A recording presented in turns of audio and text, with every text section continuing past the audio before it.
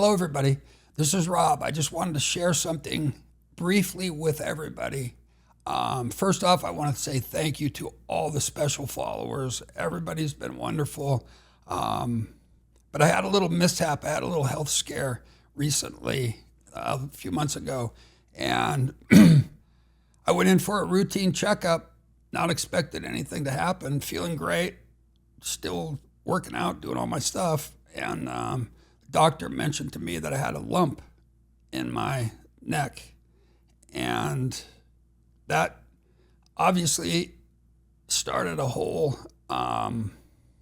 fiasco of tests and everything that pertains to the big C word.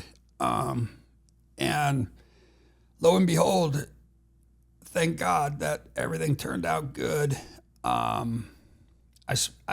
I left with Jackson and Gracie, my two kids that are here in Arizona. And as soon as I found out I had to get a biopsy done and stuff, we decided to go to San Diego. And it was one of the greatest things that I ever did. And it really made me realize how special life was. Is we all went to San Diego, and I spent 5 days with all 5 of my kids and all 4 of my grandkids. And thank God that everything came out, and I feel great. I have no issues whatsoever, and I'm ready to get going on the podcast. And we have some exciting people coming up with a great past, with great stories. And it's a time where I think everybody needs to laugh a little more, and I want to be a part of that to bring that back to you. So I'm going to leave that in the past because that's where it belongs, and I'm ready to move forward, and I'm ready to bring some great stuff to everybody that has been loyal and followed us through this great experience. So all the best, stay healthy, and we're going to bring some more laughs. Thank you.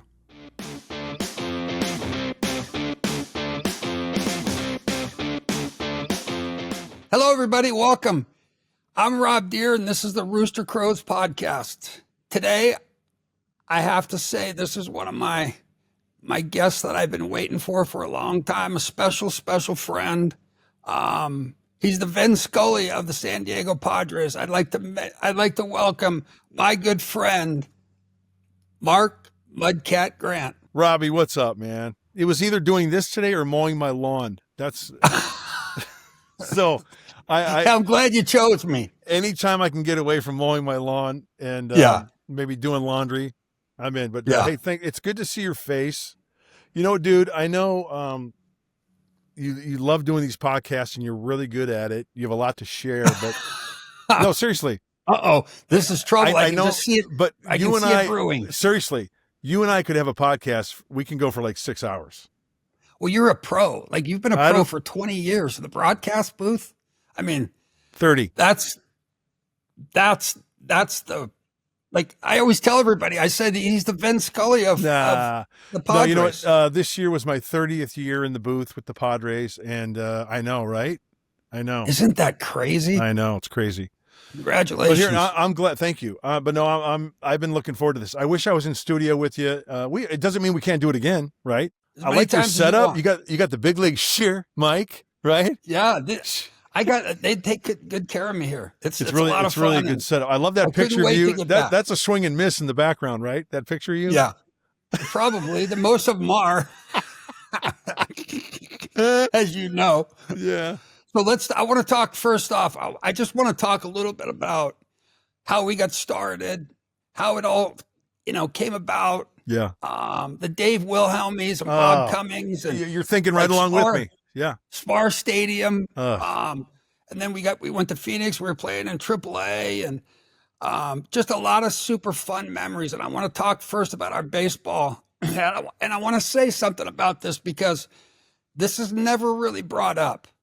Okay. And everybody, 30 years of being a great announcer, I think a lot of people really don't recognize what type of player you were at what you were drafted at 18, 17? 17, 1981. 17. Yeah. That's the same as me. Yeah. Yeah. So, but people don't realize, I mean, do you remember the B games? I always remember this. You would be pitching in the B games. Like It'd be 10 in the 9 morning? o'clock in the morning. Yeah, 9 o'clock in the morning.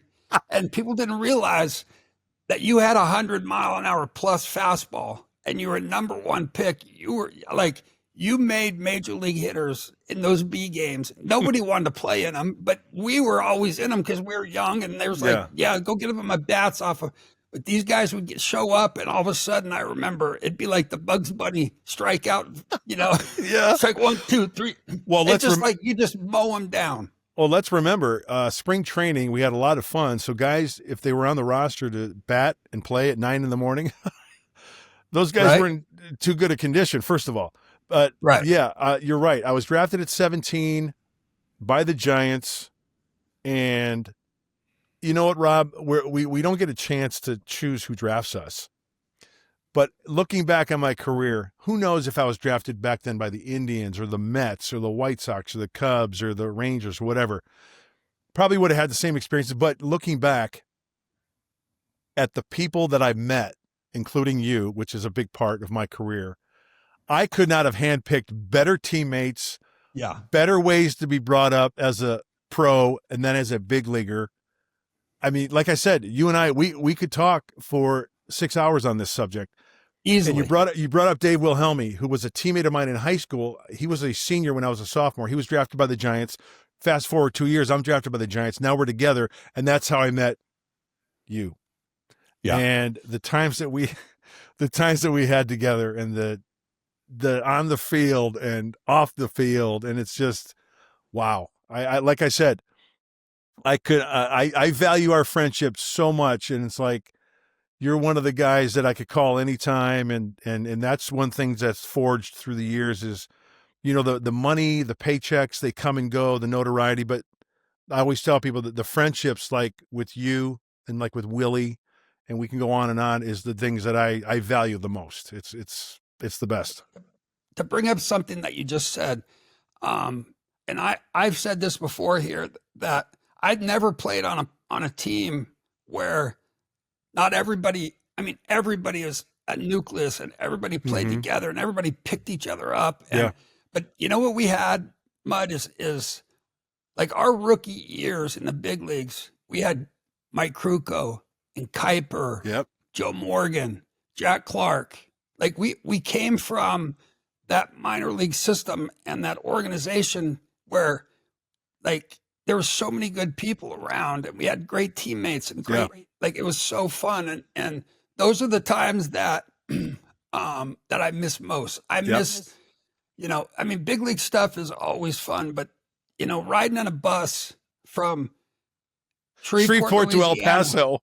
To El Paso to go get the El Paso, the Tony Lama boots. That's all everybody was all excited about the snakeskin boots. Yeah.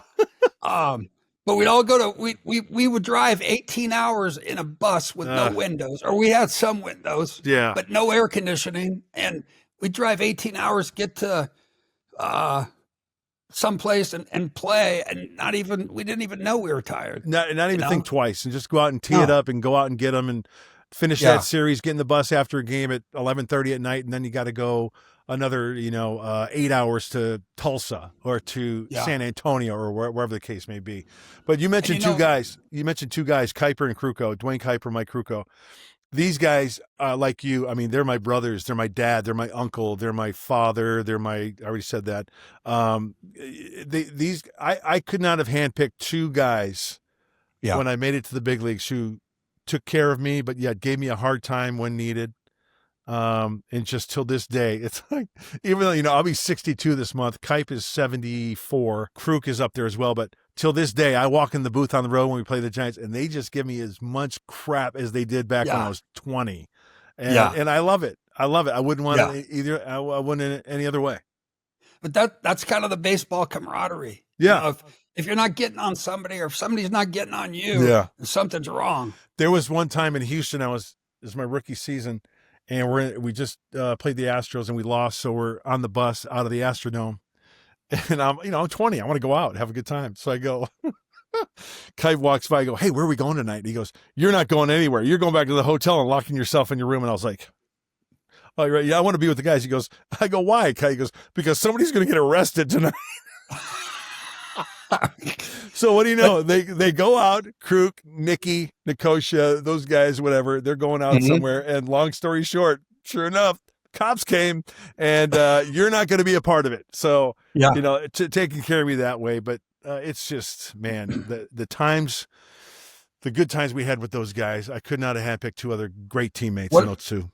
One of my favorite stories, and I think I've shared it on here, but briefly, I don't know if you remember this, but Kipe and Kruko, they got together, and Kruk said to me, he goes, hey, when the plane lands, we were in Chicago. He says, when the plane lands, make your phone calls and get down to the lobby. There's going to be 5 or 6 of us waiting for you.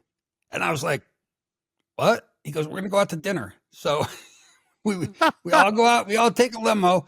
We all go out to dinner. We all just got smashed. We were in Chicago. And long story short, the next thing I know, I'm in a limo out in front of this big, massive horse, right? You remember the story about General Sherman? Yeah. General Sherman. Yeah. So they dropped me off in this plaza, and they said, we'll pick you up when you're done. So Kruk handed me a paper bag, and it was bright orange, like the brightest orange you could ever. Spray paint. The next thing I know, hammered, I'm climbing up this horse, hanging onto his tail, up there spraying his balls. And then the next day, Kruk says, you make sure you get on the late bus because everybody's going to see this, and I want you to be on the late bus. And nobody knew I did it. Nobody knew who did it. And all of a sudden, the bus comes up over that hill, and all of a sudden, you see these big, bright orange balls, and like stuff like that, I remember doing that with Will Clark, Matt Williams, Bob Melvin, and it was part of the ritual, right? It was part of the being a teammate. And what's amazing is like you climb up underneath there, and there's like red, orange, green from other blue, teams. Other teams. It's all like there's all kinds of colors up there. Right.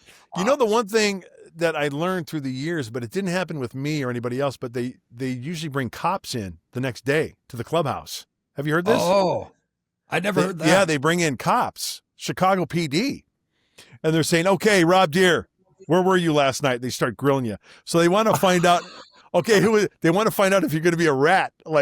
Some guys clammed up, some guys didn't. Then they get the cuffs. And then if they don't rat, they're saying, who was with you? Oh, no, it was just me. Right.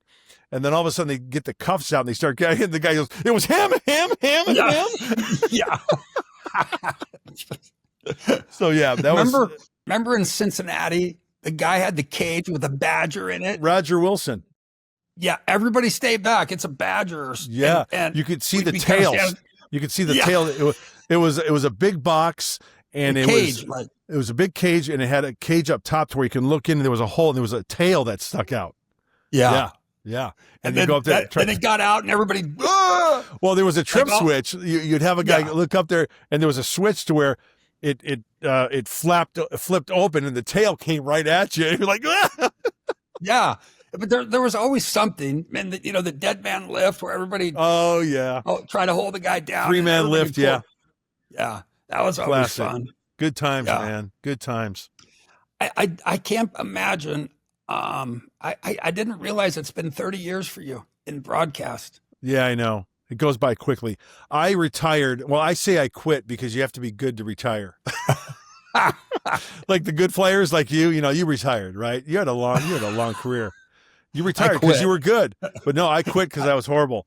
But no, I was only 31. And then I wanted to stay in the game. And what was good, Robbie, was that during my last few days playing in the big leagues, we'd play the Giants. I'd go see Kruk and Kipe and other guys that, got into the business. And I was like, I want to stay in the game some way, shape, or form. So they would say, hey, why don't you, look into announcing? So then I started doing some groundwork and meeting some people in the business here in San Diego. And then one thing led into, long story short, I went to Taiwan in 1996 and I couldn't throw the ball from here to that, mirror and just called it quits. So Shoulder? then, what's that? Shoulder? Yeah, shoulder, a little bit of I elbow. thought that's what it was. Yeah. I remember you saying that. And then I came home to San Diego, and they were airing some games on TV, and they were having a revolving chair as far as the color analyst. So I put my name in the hopper, talked to the broadcast director, and they said, hey, can you do these 3 games here? And then 3 turned into 6, 6 turned into 12, finished the season. And then the next year, Channel 4 came in and had the rights. They bought the rights to the Padres games. I re-interviewed, and been there ever since. So 1996 was my first season, and this year was my 30th, and it's like that, man. It goes by so quickly. Yeah. So I've been very, very lucky, very lucky. Back then, we played in the ballpark, Spar Stadium. That it was. We had no air conditioning in the locker room. No, big fan. Every big night fan. we had to. Remember that big fan? An airplane prop. Yeah, it was literally bath. like 5 feet tall by like 5 feet wide, and it had a big fan. It would just circulate hot air through the clubhouse. Yeah, and it was. We didn't know any better, and it was just the lights in the stadium were car fog lights. Like each light standard had like 50 little square lights. Bad candles. You couldn't see. Great place to pitch at night, though. Yeah, Just, right. Here it is. Come and get them. Oh yeah, go right after, guys. I bet you saw the ball off the bat really well in right field there at Spar Stadium, huh? Out by the beer garden. Yeah. Oh, that's another story. Yeah, you wanted to pinch some guy's head off after nickel beer night down in the beer garden. Yeah. Guess who's playing right field down there? Rob Deere. Oh, that's a good combination. And it was like I always used to have so much fun with them. And one guy and it was a doubleheader. And after the first game, I ran into the stands and went in, like I was yelling at them, and they had to break it up. It was so stupid. How about that happening these days now with social media and stuff, right? Yeah, that's the big difference. That's what's ruining things, I think, social media. Yeah. But let's talk about one of our road trips. This is a classic. Can I guess? That it's going to be Hawaii? Yeah. Go ahead. So we take off, and this was like we were playing in AAA, and we had a road trip. I think we only did it once a year for AAA. It was a 7-day trip. It's a 7-day trip with an off day. With an off day in Honolulu, and we played at the University of Hawaii. Aloha Stadium. Yeah, I remember when we get there and we're hanging out, and you and I decided, okay, let's go rent a car. We ended up renting a Jeep Samurai. Remember? Yeah. We took the roof off the top, and for like 6 days we drove everywhere in Hawaii and got so freaking sunburned that we couldn't even move. We didn't know what sunscreen was. We were just young. We had the top off. We thought we were cool cruising around. And then the first night, I remember, it was like, I couldn't believe it happened, but I took out a guy at second base, and I think his knee hit me or something. Right in the quad. Couldn't walk. Yeah, I remember that. I couldn't walk. I had a Charlie horse, so we get in our Jeep, we go to the beach, hang out at the beach all day. Then I went back to the ballpark, and I don't think you had to pitch, and I was hurt. I couldn't play for a few days, so we had a free vacation in Hawaii. And so was just like, we're in this Samurai going around Honolulu, and then going out. And I remember, you're out in the sun all day. That first night, okay, we'll go back, we'll shower, stuff like that. Okay, then it sets in, and it's like all of a sudden you're just like, you're like a lobster. You can't even. Yeah. I remember going to the park the next day, walking in, and somebody, hey, what's going? Hey. Yeah. Everybody's like, what? And thank goodness I was a starter. So like you said, I only started one game. So it was a free vacation for the next 6 days, 5 days. Yeah. Right. And that was like, back in those days. And plus we got to fly over there. So it was like, wow, this is like a big league road trip. Yeah. Yeah. But it was so many memories, so much fun. And then you got traded that next spring training. I think you got traded to Milwaukee, and I was like, oh, this is a bummer. That was the last year I played in San Francisco. That was my 85. Yeah. So at the end of the season, I went back upstairs. Who was the GM? What was his name? It was Tom Haller, then Al Rosen. Al Rosen.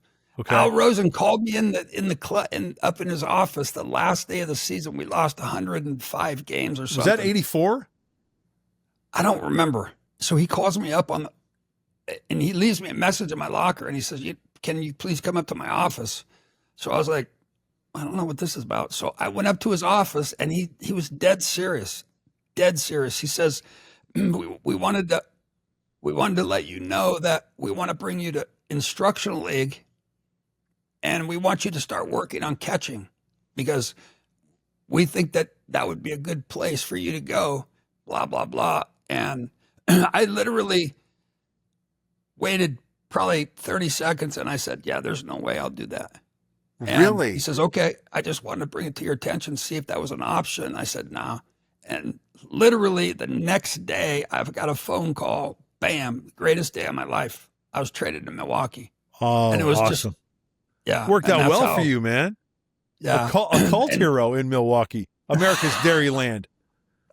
I love Milwaukee. I love everything about Milwaukee. Love it. I mean, I grew up in the Midwest, but I love everything about it.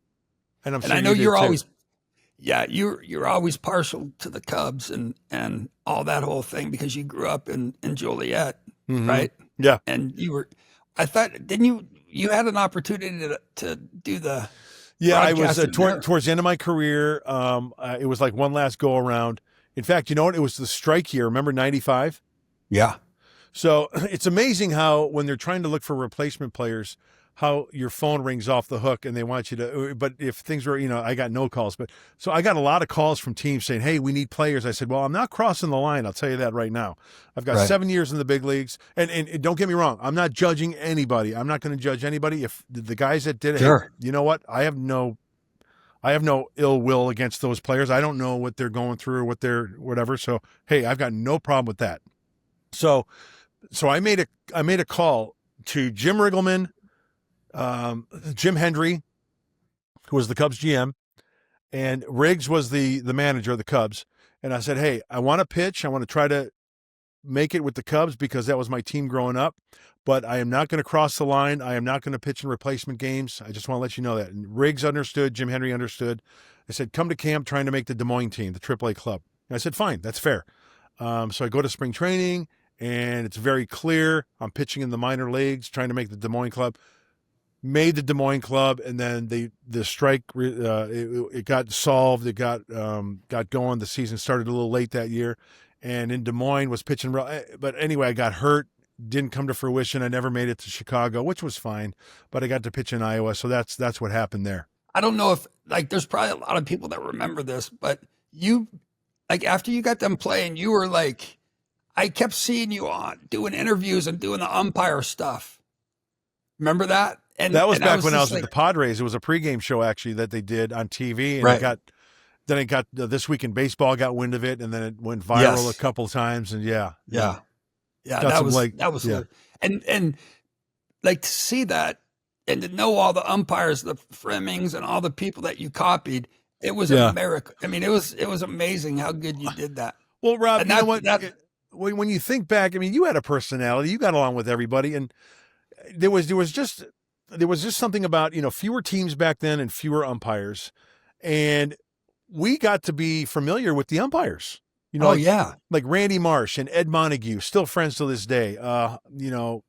When, Harry Wendell. I was with Joe West. With Joe West at Danny Gladden's Hall of Fame thing. Yeah. Great guy. Yeah, absolutely. So we got to know those guys, and it's, when you're in the bullpen, you got a lot of time on your hands. And sometimes, when was first base umpire, second base umpire, you get to, talk. And then we went out at night, and then once in a while you come across the umpiring crew, and you shoot the breeze with those guys and you become friends with them. And that's when I started imitating the umpires, John Kibler, Eric Gregg, all those guys, Dutch Rennert. So it was, it was just different times then. And, but that's how your personality is. That's what makes you the person that you are. And if people knew, I tried to figure this out because I was going to play. Sometimes, well, this happens quite a bit, but I get videos of songs that we used to listen to back in the day, and Mud makes these videos for me. I was going to get one and put it on here, and it's for the next podcast. I'm going to do that. Is it big? Is it Big Country or is it Scandal? Goodbye to you. Yeah. Patty Smythe with Scandal. Yeah. Oh yeah.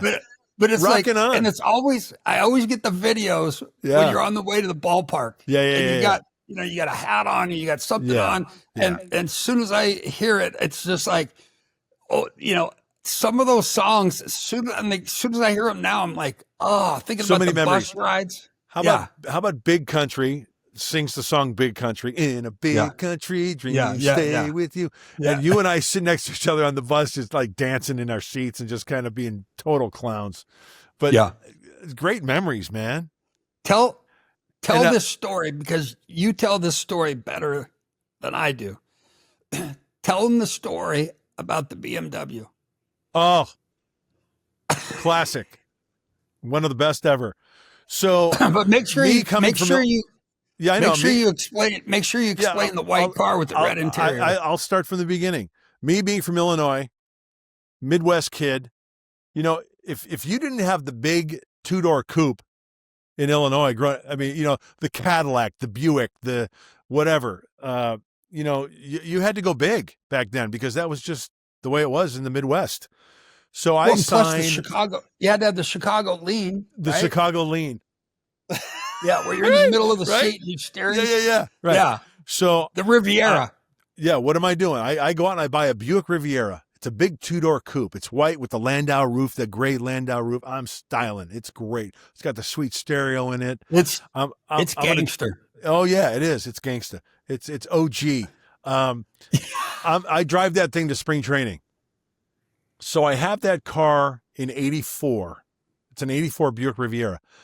I have it. I drive it to Phoenix. I'm with the Phoenix Club. I go to San Francisco. I have it there in San Francisco. I have it shipped back home to Joliet after the 84 season.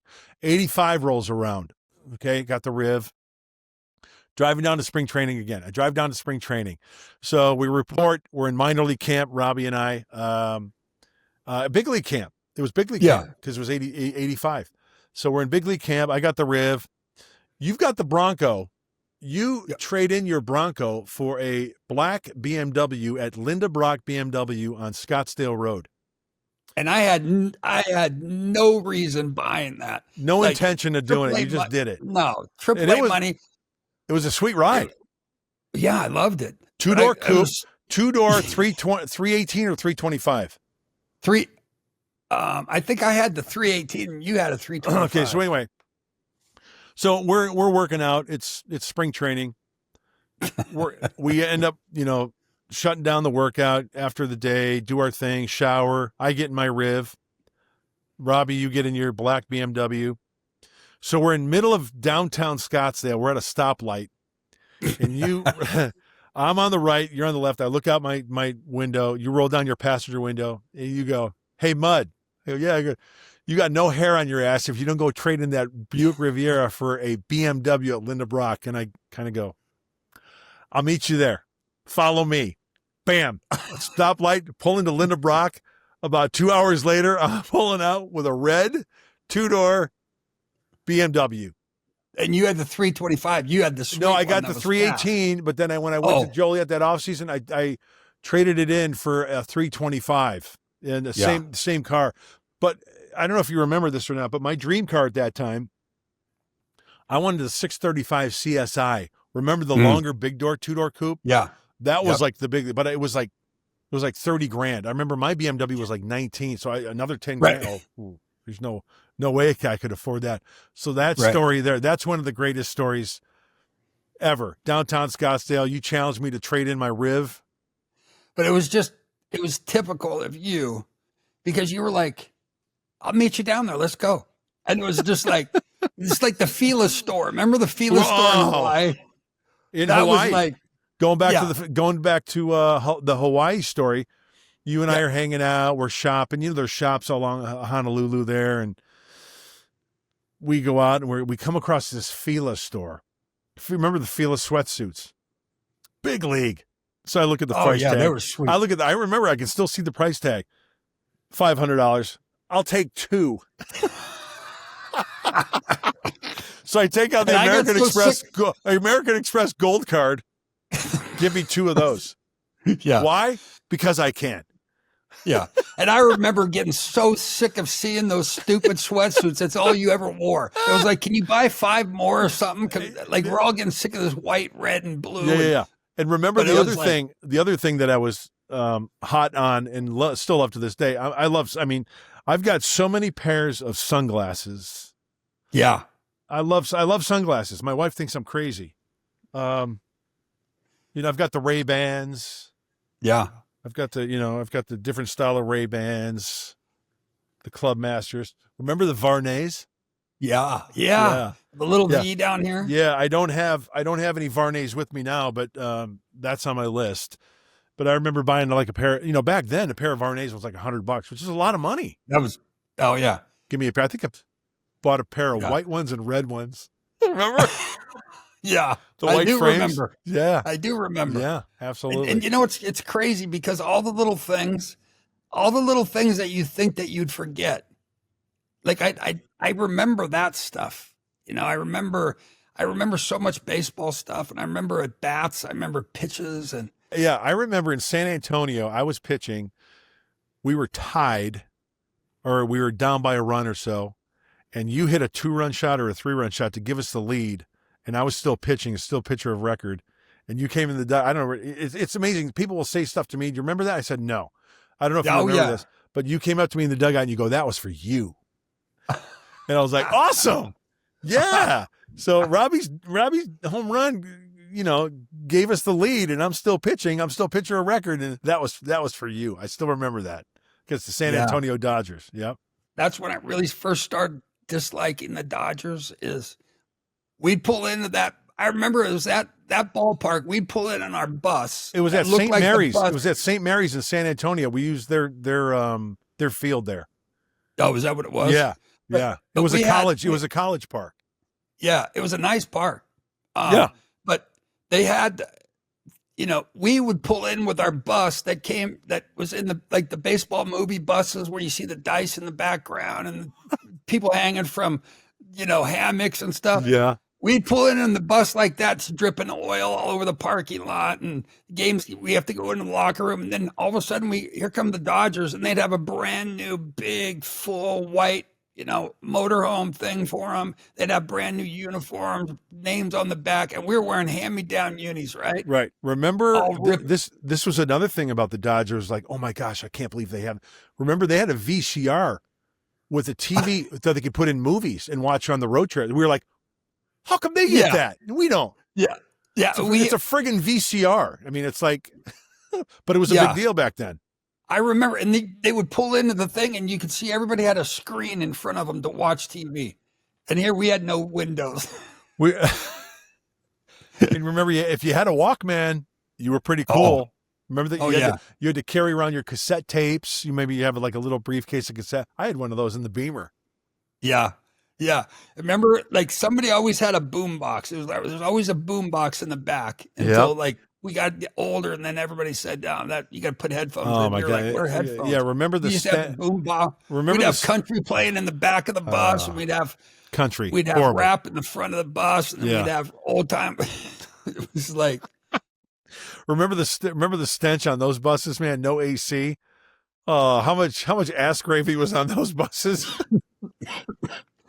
I hope they get this out. How about every time we would stop in a bus in a hurry, and you could hear the back water, all that stuff, and you could hear it splashing around, and then it was just like, and you could smell that. I don't know what it was. Those chemicals that are trying to kill the smell of the punch bowl back there. Yeah, it's crazy. Good times though, man. Good times. Yeah, I mean, those are special times. You know what I like to do, Rob, is I'll go online because I mean everything is so accessible now. Baseball Reference is a great website. You just type in like 1983 Shreveport Captains, and you go up and down the roster. And there's the beauty of our life in baseball is that you go down that roster, and it might not be a name you've heard or referenced in like the last 35, 40 years. And it's like, there's a story about that guy. You remember a story about that guy. I remember that pitcher. I remember Benji Biggis. Remember Benji Biggis? Yeah. Right? Yeah. I remember John Violette. John Violet, Yeah. nasty curveball. Really good yacker. Yeah, really good Yeah. yacker. But anyway, Yeah. it's guys like that there's always a story, man, and that's the great thing about our gig, right? The stories. Yeah. And the thing is like I talk about this a lot, but really I have great memories playing in the big leagues and some big home runs and big games but like I remember a lot of minor league stuff for some reason. I Yeah, I do too. remember the hotels. I remember, dodging water moccasins in ponds and going like we used Do to you water remember? ski. Do you remember in Little Rock, Arkansas? We stayed at a hotel, just some flea bag hotel. Dave Wilhelmi, my high school teammate, was teammates with me. There was like a little strip mall across, and you had to go like it was a 4-lane highway with lights, but it wasn't like a freeway, but it was like 4 lanes, 2 each way. And then you had to walk. There were lights, street lights, so you had to walk across to like a little strip mall. Maybe we were going to get something to eat, but it was hot, middle of summer, Arkansas, right? So going across the street, and all of a sudden I pantsed Willie right in the middle of the street. He was wearing shorts, and I stuck up behind him, and I with his pants. It's like he's got his junk hanging out in the middle of people are honking and yelling. Yeah. So like that kind of stuff.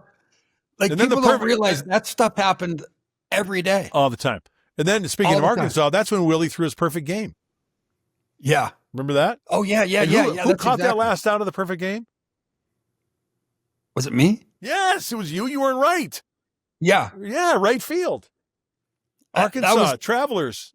Ray Winder I remember that. Ray Winder Park. I remember that. You dove and you didn't have to. I was like, just to make it a little bit more dramatic.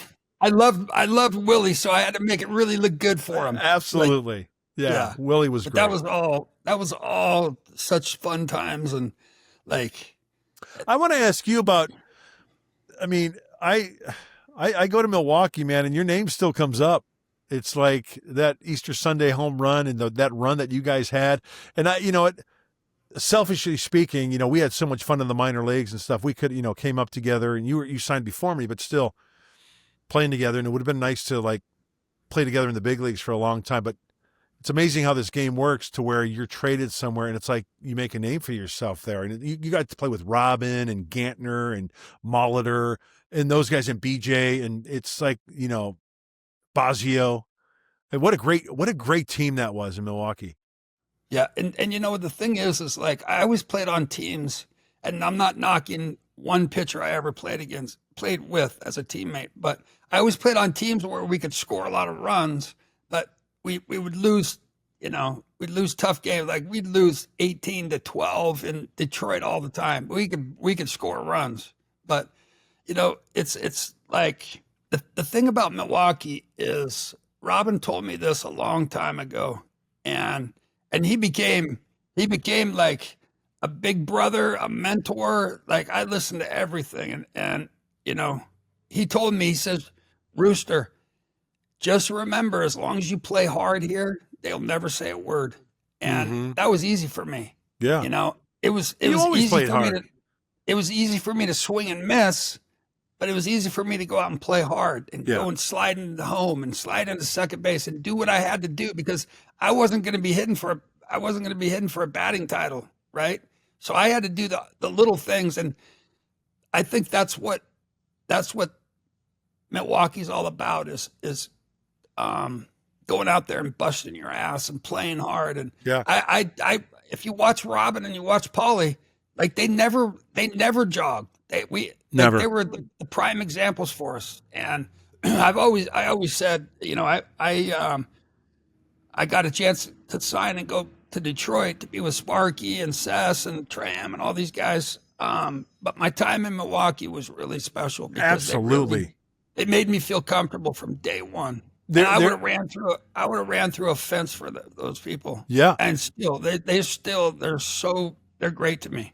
And it's like with me, Kruk and Kipe. I would run through a wall for those guys. It's that team in Milwaukee. It was just so blue collar. I love, County Stadium. It is what it is. I always use the phrase, it's like, boy, County Stadium, but you Brewers and that team that you had, it's like oh yeah, this place is a dump, but you know what? It's our dump. And we're gonna bust our ass, and we're gonna make you pay. And that's the way it was. Bring your lunch pail to the ballpark. That's the way you guys Oh played, yeah, man. Right? yeah. Well, you're running in from the dugout on opening day, and you think you're at a hunting gathering because everybody's got their hunter orange jackets on, their zipped up jumpsuits and all this, and like I loved that. I wanted and everybody that played in that time on that team or those teams, like we wanted to win for the fans. Yeah. Like we wanted to because they just and Robin always said to me, as long as you bust your ass, as long as you play hard, you'll never have a problem. Although one time I will say I did deserve it, but this was a great story, and Robin was standing right next to me. It was opening day. It was the year that Glenn Braggs, who was a great friend of mine also, he played left field. He got traded to Cincinnati, and I was supposed to get traded to Cincinnati, but Really? I didn't. Yeah, and Braggsy went to Cincinnati, and then the next year, his first year, they won a World Series. So I would have won a World Series, but 1990. yeah, but it was like I was talking I was talking back here in Arizona. I was talking back to Milwaukee, saying that they're going to trade me. Trade me. I want to stay. Blah blah. And I was opening my mouth too much, and we get to Milwaukee and opening day. Here comes now batting, or they're doing the lineups on the field, and they call out Paulie, and then here comes Gumby, and then here comes Robin, and then they said now batting fourth as I'm starting to run out of the dugout. They said me, and 55,000, the loudest boos you've ever heard in your life. And why is that? They had never booed me, never. Why? And they booed me unmercifully because I was talking about getting traded. And I said, I could be the one traded. I got you. Yeah. But the thing was, I wanted to stay there. I wanted to stay there and play my whole career, but it just didn't work out. Luckily, I got to play for Sparky. And then you went to Detroit. I remember I was with the Mariners in '92 when you ducked. You came up hurt because I was pitching in Detroit. And you got hurt, and you wanted no part of me. Could you imagine that at bat? I would have been, oh my gosh, if you stand in the batter's box, I would have been like yelling at you, just movie lines, jokes. Oh, we wouldn't have been able to hit. I would have been laughing so hard. There's no way. So this was 1992. I'm with the Mariners. I started in the minor leagues because the year before I was hurt, tried to work my way back up. Yeah. Eventually get back up to the big leagues. So I'm scheduled to start. I'm starting at Tiger Stadium in Detroit, which is great. I mean, great ballpark. I mean, a lot of tradition, whatever. But I don't know if you remember this or not, but the guy pitching for the Tigers that day was the guy I idolized growing up and went to my high school, was Bill Gullickson. So that was like everything came together. I was an incoming freshman to Joliet Catholic. Well, he was a graduating senior. He got drafted number 1 by the Expos in '77. First 3 picks that year: Baines, Gullickson, Molitor. 1977 draft. White Sox, Baines; Expos, Gullickson; Brewers, Molitor. So anyway, I'm idolizing Bill Gullickson growing up because he pitched it, and then I went to that high school. I wanted to be like Gully. Such a great dude. So now I know Gully's great. Gully's great. So now we fast forward 1992. I'm with the Mariners. He's with the Tigers. I'm starting for the Mariners. He's starting for the Tigers. And it was like, this is great. This is had made my career. So anyway, and it ended up getting I spit the hook that day. I had the loss. I had the L. Pete O'Brien came up in the 8th inning. And Texas. We were down by a run. And I was the pitcher of record at the time. Pinch hit, home run to tie the score. Spit the hook. Yeah. So anyway. No. Yeah. Tiger Stadium was great, wasn't it? I bet you had to love hitting there. Yeah.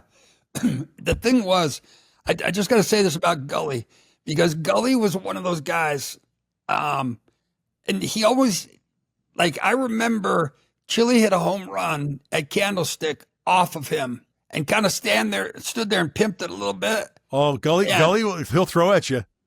And Chili was running around, and I remember sitting on the bench as a rookie, like, wow, he just hit that ball. And all of a sudden, I see Gully walking towards third as Chili's rounding third. And he takes his gum and throws at Chili.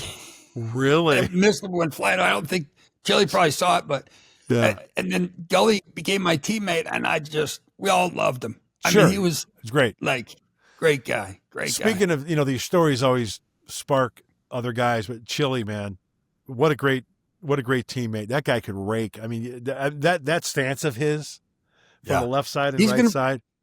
He's going to be on pretty soon. Yeah, I love Chili. He was great. Oh, everybody does. I remember one time in spring training, I'm with my girlfriend at the time, who's now my wife, Mary, and we were in the car in Scottsdale. Mary and I, it was after a workout, after a game or whatever the case may be, and we're downtown. We're on Scottsdale Road, and we're at a stoplight, and I'm just whatever, and she's in the passenger seat, and she's looking around, and she goes, hey, Mark. She goes, don't look now, but next to us, there's this black guy, and he's like blowing me kisses. And I go, what? She goes, yeah, he's right next to you in the next lane. So I look over, and it's Chili, and he's looking at Mary, and he's going, yeah. I said, that's Chili. That's one of my teammates. It was awesome. Yeah. It was great. I remember, like, this was my first or second year. I was 17 or 18, and I saw Chili, and Chili had that red van. Remember? Yeah. Yes. He had the red van and had like 56 Kraco speakers in it, and half of them didn't work. But we all would ride in his van, and I was like, well, I can't afford anything else, so I went and bought a Chevy van, and I had a Chevy van for like 2 years in the minor leagues. Did you really? Hilarious. Yeah. No kidding. Of all the things that we talk about, teammates, past stories, like, let's talk a little bit about the game today. And just like I mentioned to Danny Gladden, who was on, and he was our teammate as well, and he's got like 30 years. He says the same thing. He loves doing his radio stuff. He loves being involved with baseball. Like, I think he could do this forever. Just like you guys found a niche, and it's baseball is better with you guys. Oh, well, thank you. Thanks. Yeah, it's a great gig, man. Tell me, because you see, you're in watching every single day. Yeah. What do you think of the game today? Totally different. I'm all about a game evolving, changing with the times. I love, like, for instance, the Padres this year. Let's take that team, for example. It was a team that didn't have a lot of slug, right? A lot of home run, a lot of extra base pop. They didn't rank high in that category. They'd run into one once in a while. So there were times when they had to play a little small ball, which I love. I love that. Me too. You take the DH out, you have the pitcher, you got double switching. That's when the strategy comes into play. And, like, I don't mind the clock. I don't either. That's the only thing. Create some rhythm. Yeah. I don't mind the runner on second base extra innings, because this broadens it out, because you want the best product on the field for a long time. An 18, 20 inning game can decimate your bullpen for weeks, right? Oh, yeah. It can do horrible things to you. So I don't mind the runner on second base in extra innings. I don't mind that. I don't mind the clock. So to get back to your question, though, as far as what don't I like about, I remember the phrase Mike Kruk always used to use. It's either penthouse or shithouse now, right? It's a lot of swing and miss, which is right. Then you go back to the days of Dave Kingman, and even with you, a lot of swing and miss, right? And I don't mean that as a slight, but now it's like you guys would be on the lower end of the ratio as far as the rate of swing and miss rate. Well, maybe not you. Anyway. These guys are striking out over 200 times. I know, right? I know. Like, I never struck out. I think, but here's one of the rules I dislike. This 3-batter minimum for bullpens. I don't like that. If a manager wants to blow out his bullpen and utilize 3 guys and 3 batters, so be it. You have to deal with it, and right. If there's a righty coming, okay, let's go to the righty. Okay, you got him out. One guy, okay, let's bring in the lefty. Okay, lefty, got him out. Now another righty, bring her. Fine, so be it. Who cares? If you got him. Yeah, if you got them, and if you're going to do that to your bullpen, hey, that's on you. I have no problem. But the three batter minimum, take a hike. But as far as like your team, base is bigger. Yeah, Not being able to throw over 3 times. Yeah, that I don't know about that one. Yeah. You know, I don't mind it. Thinking, yeah. Because there were times when guys would just throw. Too many times. You could use that to your advantage too to get a guy hot in the bullpen, right? You're throwing over 3, 4, 5, 6, 7 times to get a guy. Right. Good point. That's another part. What's the other one? Clock, bases. Okay, this is one that bothers me. What I'm saying is your team dictates how you play. So if you have a lot of guys who are thumpers and you swing, okay, so be it. Swing it. You're not going to, be bunting with. But that's some of the Padres. I can only speak from the Padres because bottom of the order was pretty much non-existent until the trade deadline. Then we got Freddie Fermin and some guys that lengthened our lineup. So safety squeeze. Great play. It's a great play. Love the safety squeeze. Sure it is. Getting a guy over. But anyway, that's how the game has changed. But I think your team dictates the way you play. Yeah, no doubt. What do you like? What do you dislike? I'm beginning to feel like it's manufactured. Like the game's not naturally played. Mm-hmm. It's like I with all the players, all the pitchers that I've played with and against, and when I was in Chicago coaching with the Cubs, I saw it. Major league pitchers can't feel the ground ball. They can't feel the bunt anywhere out in front of them, right? And as soon as they pick it up, they can't throw to first. And it's like it's part of a strategy that when a pitcher, Shoei gets walked four times all the time. Right. They don't have to throw a pitch to the catcher. Just put him on. It takes time. But I've seen so many times a pitcher that can't throw it and nails it. Yeah. And people don't understand the thing and how that evolves and how you have to be careful about how it's a thing. Yeah. It's a thing. Yeah. No doubt. No doubt about it. Challenges. You know what? I like the challenges. Get it right. Yeah. Umpires want to get it right. We got the ABS coming in next season. Now explain that because I don't really know what that is other than teams are going to get so many chances. I think it's 3 chances. But here's the beauty of the ABS. It happens quickly. And it's not going to be like teams are going to wait till a crucial time, like 8th inning, 7th inning, depending on your lineup, where you are, runners on base, called strike 3. And the hitter's going to say, I think that was a ball, tap on the head. And it's like instantaneously. So it's not going to take up a lot of time.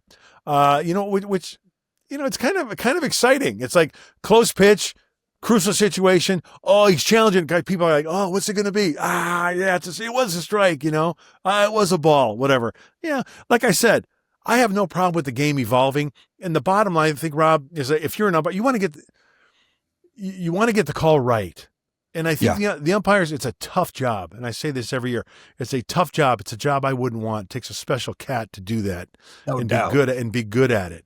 But the bottom line is I think they want to get it right. So I have no problem with that, with the challenge system and with the ABS next year. Make it interesting. What do you think about this? And I've talked to Danny about this a lot because he's around it. But, I go to games and it's like, I look up there and he's throwing 102 and it's like, there's no way he's throwing 104. No. 100. Like all these. The gun has changed. It's a different gun than when you and I were coming up. First of all, regarding pitching, not too many pitchers out there can locate a fastball, and that's what's frustrating for me. Oh, they could throw 100, 102, whatever, but they can't locate to save their life. Right. And that's what's frustrating. Hey, give me 93, 94 and locate 8 out of 10 times. But back in the day when you and I were in high school, that gun registered at home plate, like a pitcher's hand, right? Yes. At home plate, it registered 92, 93, 90, whatever. That's what I want to know. I want to know what the pitch of the speed of the pitch is at the hitting zone.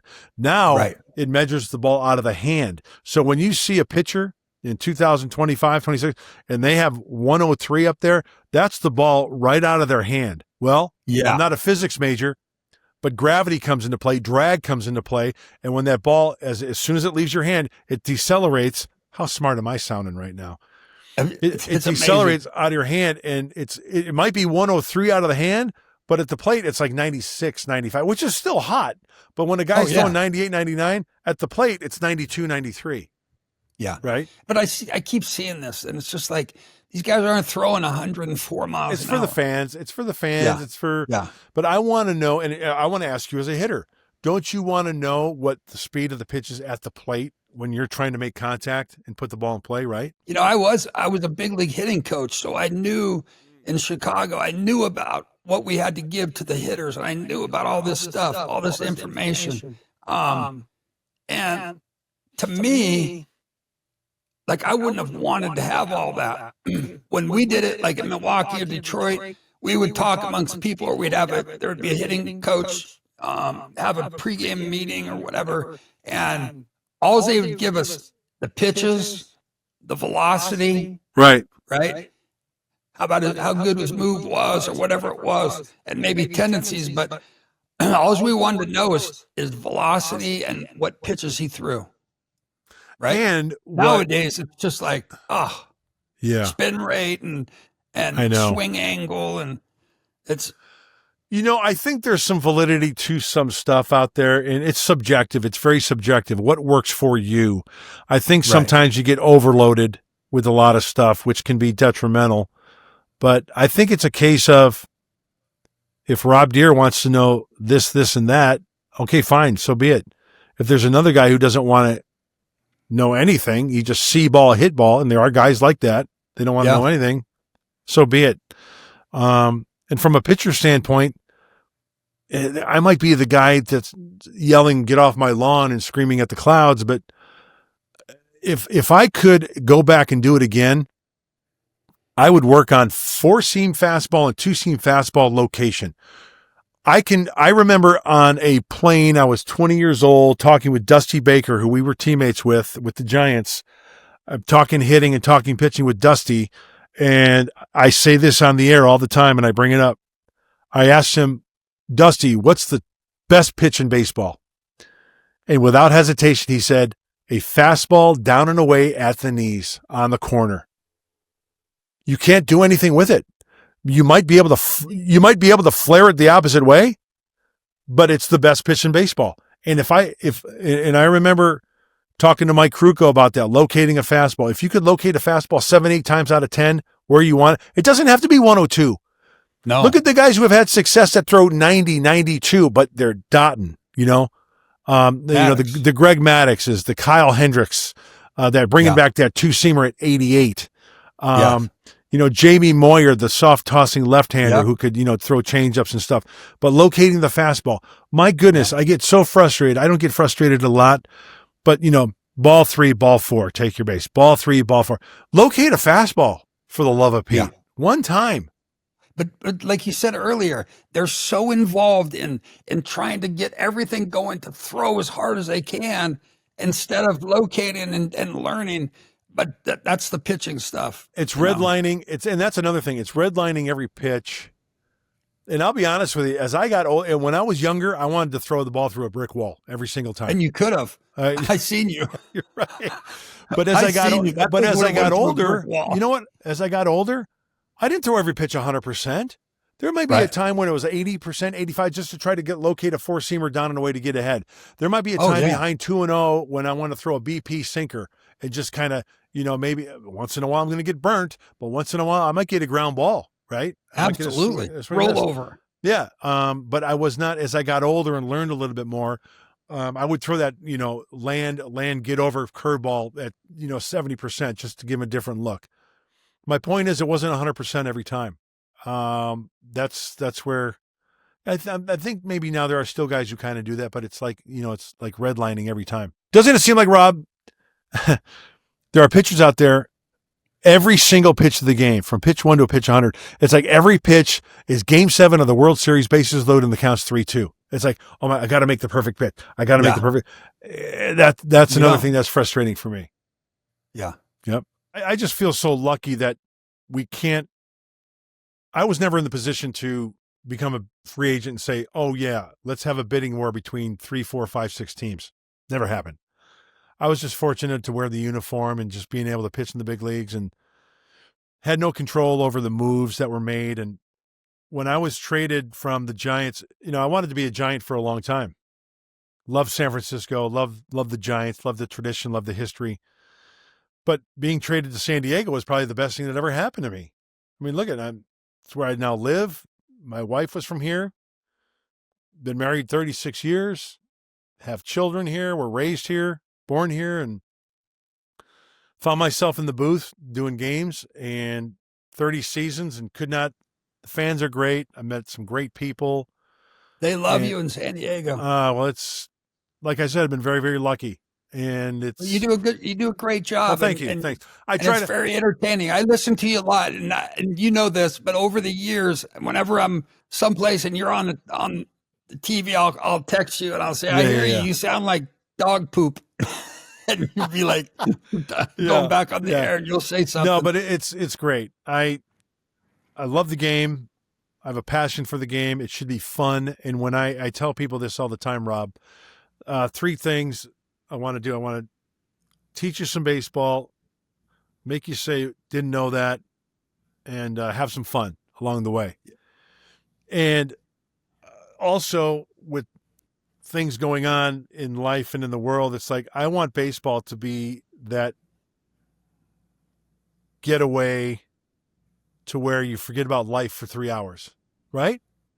Sure. We all have problems. Baseball can do that. We all have problems. We all have challenges.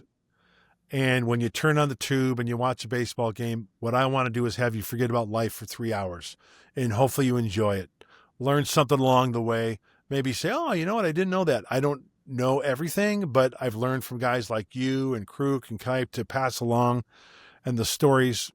That's what makes it valuable for me. And that's why it's a great gig. Couldn't handpick anything any better. I just want to say this because as special as he was and is to everybody, Bob Uecker, gave me the opportunity 2 or 3 times. And like I'm starting to get goosebumps on my arm.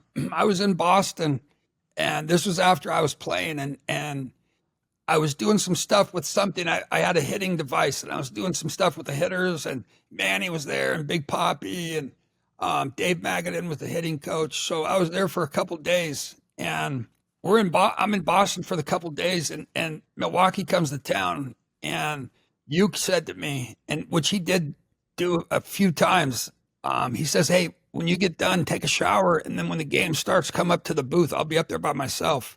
So, like in Fenway, you're right over the top, right? And he had the big window open. There was some big window, and I sat there and I did the play-by-play for like 7 innings with him. And then the day when I had my bobblehead day in Milwaukee, he said, I want you coming up in like the 3rd or 4th inning. Yeah. But I would go up there all the time. Like if I came to town, I'd call him and say, come on up to the booth. Yep. And I just go up there and sit with him and Judy, his wife, and watch the game.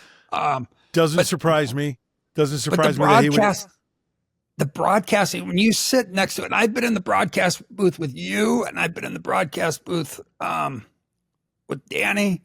But the thing is like, it's so cool to see and to hear and to watch you guys going play by play and talking and you do a great job. And well, thank you. Like you don't know anything about hitting, and I can tell by. But if it comes to pitching, no.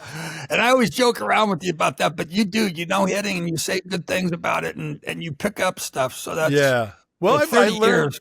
Yeah, I learned from guys like you, and like I said, I'm still. It sounds so cliche, but I am still learning, and that's what I want to do. I want to learn and pass that along. And I'm guilty of this as well. I've told people this. I'm guilty of.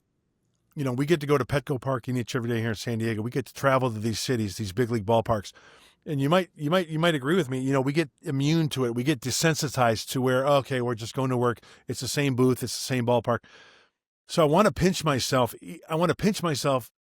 Many times during the season, say, hey, dude, look where you're sitting right now. Look at this ballpark. Look at this game. This is the big leagues. It doesn't get any higher than this.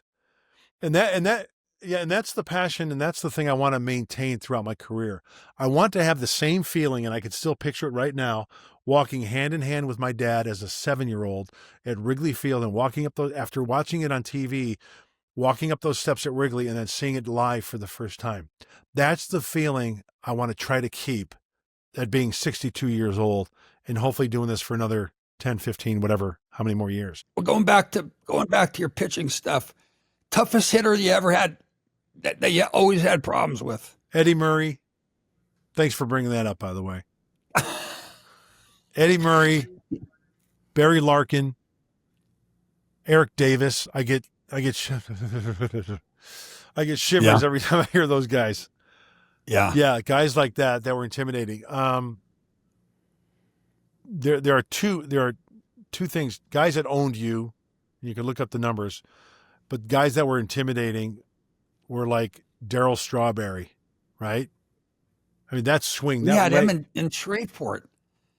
Unbelievable. He was hitting balls over my head in right field. Jackson Mets. Yeah. Straw was hitting balls over my head that they just disappear into the night. Yeah. Dale Murphy. He was hitting them off of you, if I remember. Yeah, Dale Murphy was another guy that comes to mind. But those are like the top handful of guys that make me shiver. Some pretty tough hitters right there. when I hear their names. Yeah. How about you as far as pitchers? Pitchers that you were like, oh, I've got no chance. Nolan Ryan, because I saw him as a kid in Anaheim. Yeah. I grew up in Anaheim. Sure. I watched him. I saw him throw a no-hitter in person as a kid. And then I got to face him. I think I faced him 20 times, and I didn't put a ball in play. I loved facing him because I was such a challenge.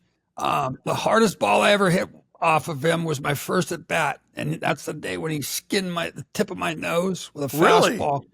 Yeah, and Cammy backhanded it and threw over like that one throw that he always makes. Yeah. And it was in Houston, bang bang, and I knew I was safe. I was like, and fit 60,000 people there cheering for Noli. Here you go, you're out. So, I'm looking on your page here. I faced him as a starter when he was with the Astros, and the pitches, they sounded like strikes.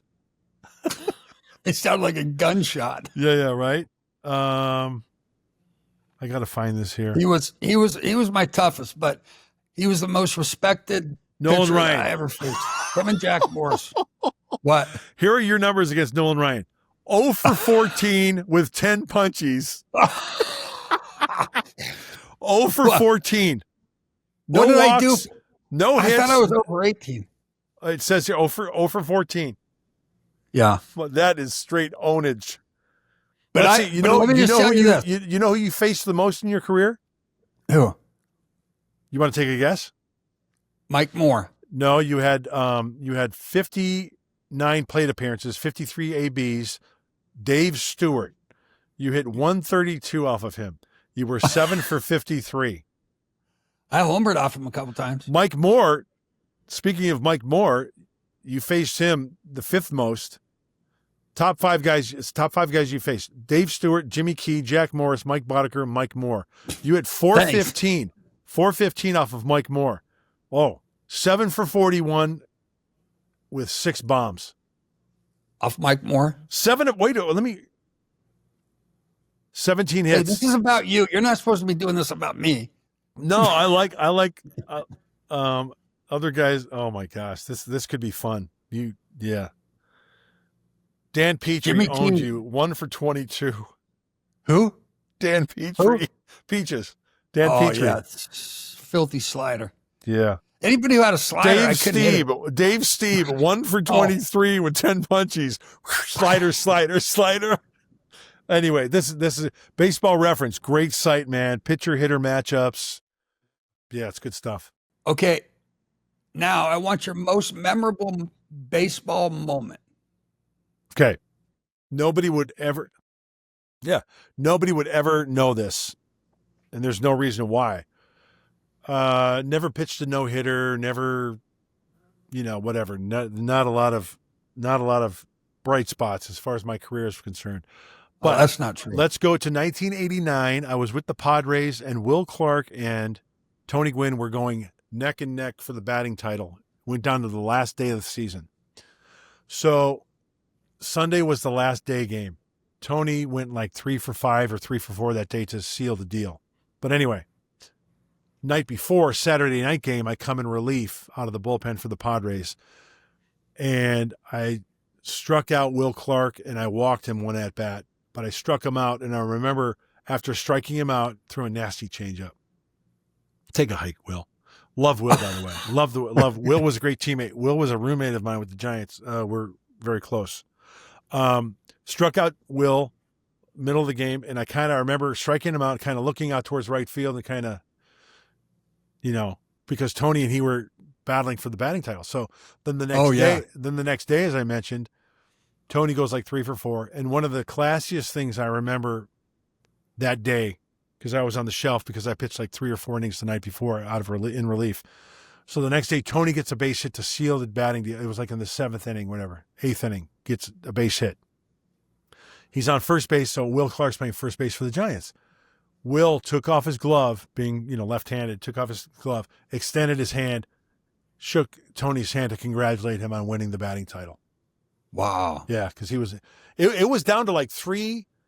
It was like 343, 97 something, but it was down to like those numbers. Both guys were 393, but then when you extended it was like 793 as opposed to 457, right? But it got down to the last day. But that was like the one moment where I was able to strike out or get Will Clark out to kind of help. No, Tony, that's a great. Tony, that's a great. So that's like my. That's a great story. Yeah. How about you? You're trying. Was it the home run? Easter Sunday. Easter Sunday was probably.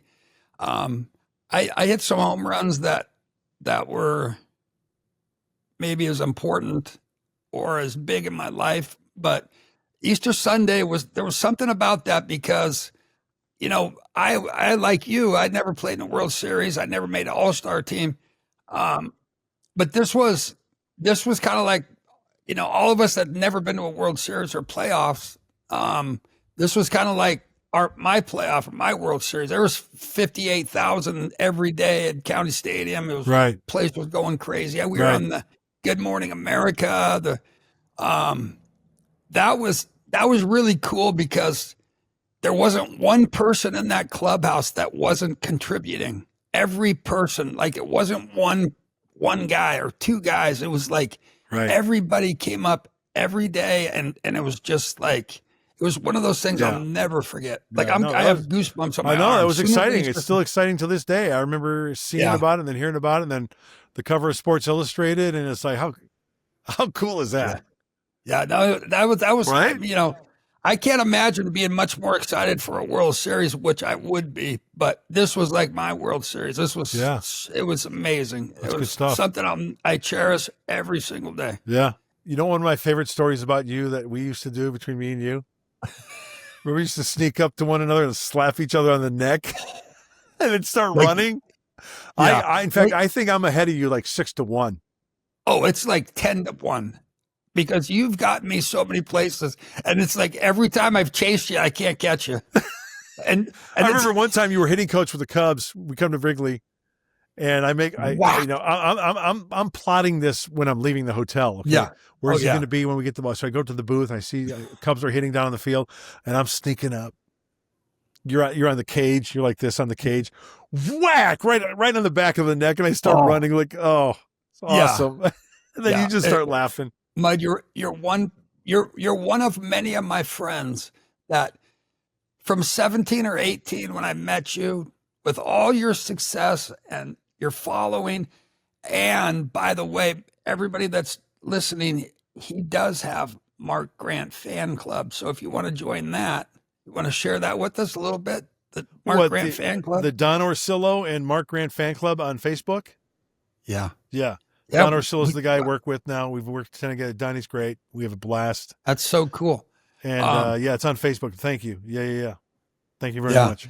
Been looking forward to doing this, but we will do this in person too sometime. I wanted to just say to you that over the years, it's been a true pleasure. I always know every time I go to San Diego, which I do a lot because of my girls and my grandkids, I always go through Alpine and I think of you. And it's just you've been a great friend, and you've helped me through some crazy stuff, and I'm always you're always a, a, you're always a special friend to me, and you always have been, just like so many teammates. And I was really looking forward to having you on the air. Well, I feel the same way about you, Robbie. You know, we've talked and we've had some deep conversations, without getting into here, but no, like I said earlier, the money comes and goes. The notoriety comes and goes, but the friendships are the things that, and I played with guys in the minor leagues, never played in the big leagues, that I can call right now and we could yuck it up for an hour. So no, you're one of those special guys, man. We went through a lot in the minor leagues, made it to the big leagues, did our own thing. And, there are certain guys, maybe a handful. If you've got a handful of guys or people in your life to where you can call anytime and come through for them, that's a true friend. And I consider you one of those guys. That's same thing with me. I feel the same way. And, I'm really glad we got you on. It means a lot. I'm glad you're doing this, man. It's fun. It's therapy. We all have stories to share, and it's people like you that I've met in my career, and that just make those stories great to pass along. But I wanted to tell you personally, I've been bugging you for months to be on, and thanks for being here. It's been a true pleasure to have you here. You're the best. Peace and love.